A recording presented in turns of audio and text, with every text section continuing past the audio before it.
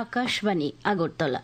স্থানীয় সংবাদ পড়ছি শর্মিষ্ঠা গোস্বামী। ত্রয়োদশ ত্রিপুরা বিধানসভার অষ্টম অধিবেশন গতকাল থেকে শুরু হয়েছে, চলবে আগামী 23শে সেপ্টেম্বর পর্যন্ত। অধিবেশনের প্রথম দিন শুরু হয় প্রশ্নোত্তর পর্ব দিয়ে।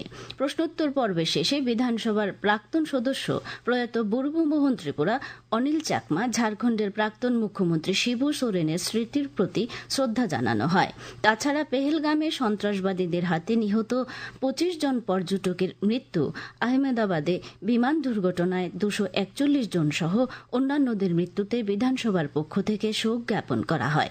পাশাপাশি অপারেশন সিঁদুর, রাজ্যের ছেলে অরিত্র রায়ের এভারেস্ট শৃঙ্গ জয় করা ও শুভাংশু শুক্লার মহাকাশ থেকে পৃথিবীতে নির্বিঘ্নে প্রত্যাবর্তনের জন্য অভিনন্দন সূচক প্রস্তাব আনেন মুখ্যমন্ত্রী অধ্যাপক ডাক্তার মানিক সাহা, ক্রীড়া ও যুব বিষয়ক মন্ত্রী টিঙ্কু রায় ও বিজ্ঞান, প্রযুক্তি ও পরিবেশ মন্ত্রী অনিমেষ দেববর্মা প্রমুখ।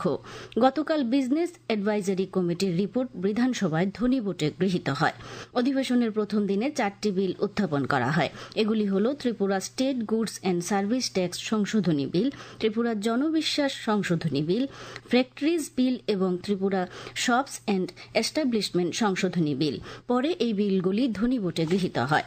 মুখ্যমন্ত্রী অধ্যাপক ডাক্তার মানিক সাহা গতকাল বিধানসভায় জানিয়েছেন, রাজ্যের গ্রাম, পাহাড় সর্বত্র ঘরে ঘরে বিশুদ্ধ পানীয় জল পৌঁছে দেওয়া রাজ্য সরকারের অন্যতম লক্ষ্য। বিধানসভায় গতকাল বিধায়ক রামপদ জমাতিয়ার একটি বেসরকারি প্রস্তাবের উপর আলোচনায় অংশ নিয়ে মুখ্যমন্ত্রী একথা বলেন। মুখ্যমন্ত্রী জানান, 2019 সালে প্রধানমন্ত্রী যে জল জীবন মিশন প্রকল্প চালু করেছিলেন, তাতে রাজ্যের পাহাড়, সমতল উভয় জনবসতি এলাকায় পানীয় জল সরবরাহে এক উল্লেখযোগ্য পরিবর্তন এসেছে। তিনি জানান, পাহাড় ও সমতল রাজ্যের এই উভয় অংশে 7,50,849টি পরিবারের মধ্যে গত 15 সেপ্টেম্বর পর্যন্ত হিসাব অনুযায়ী 6,46,758টি পরিবারে পানীয় জলের সংযোগ দেওয়া হয়েছে। মুখ্যমন্ত্রী জানান, এডিসি এলাকায় 587টি ভিলেজে এবং 606টি গ্রাম পঞ্চায়েতে পাইপলাইনের মাধ্যমে পানীয় জলের সংযোগ দেওয়া হয়েছে। পর্যটন মন্ত্রী সুশান্ত চৌধুরী জানিয়েছেন, রাজ্য সরকার রাজ্যের পর্যটন শিল্পের বিকাশের মধ্য দিয়ে কর্মসংস্থানে গুরুত্ব দিয়েছে। তিনি বলেন, রাজ্য সরকার পর্যটনের মধ্য দিয়ে রাজ্যে আর্থিক বুনিয়াদ তৈরি করতে উদ্যোগী হয়েছে। রাজ্যে বিভিন্ন পর্যটন স্থলের বিকাশ করা হচ্ছে। গতকাল বিধানসভার বিধায়ক দীপক মজুমদারের এক বেসরকারি প্রস্তাবের উপর আলোচনায় অংশ নিয়ে পর্যটন মন্ত্রী একথা বলেন।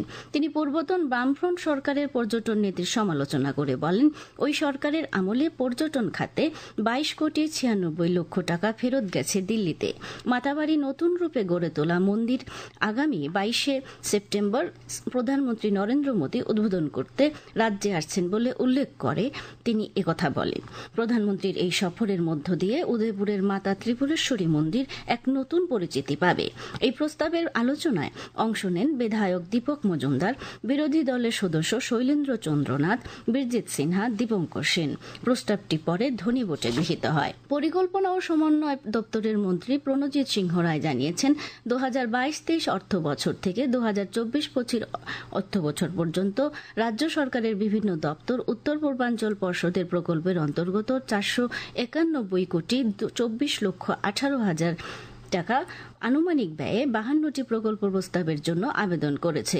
গতকাল বিধানসভায় বিধায়ক সুদীপ রায় বর্মনের এক লিখিত প্রশ্নের উত্তরে একথা জানিয়ে মন্ত্রী বলেন, 2022-23 অর্থ বছর থেকে 2024-25 অর্থ বছর পর্যন্ত উত্তর পূর্বাঞ্চল পর্ষদের প্রকল্পের আওতায় 13টি প্রকল্পের প্রস্তাব অনুমোদন করেছে, যার মোট আনুমানিক ব্যয় 49,98,38,000 টাকা এবং এর জন্য 30,41,44,000 টাকা প্রদান করা হয়েছে।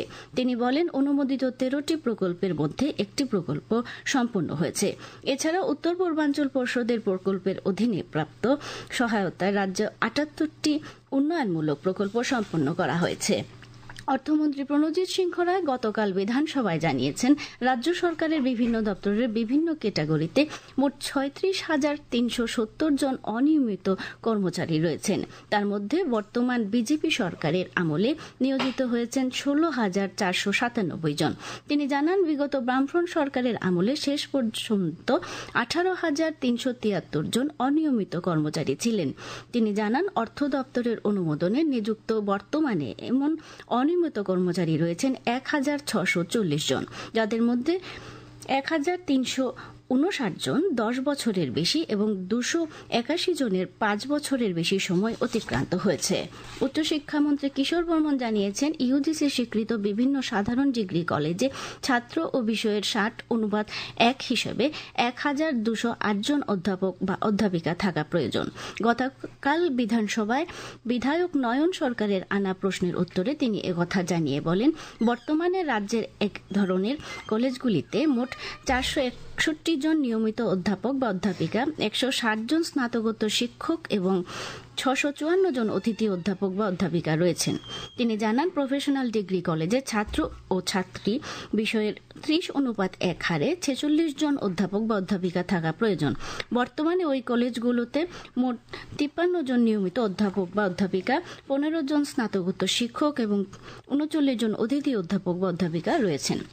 আজ আকাশ সাধারণত মেঘাচ্ছন্ন থাকবে। রাজ্যে কিছু কিছু জায়গায় বজ্রবিদ্যুৎ সহ হালকা থেকে মাঝারি বৃষ্টিপাতের সম্ভাবনা রয়েছে।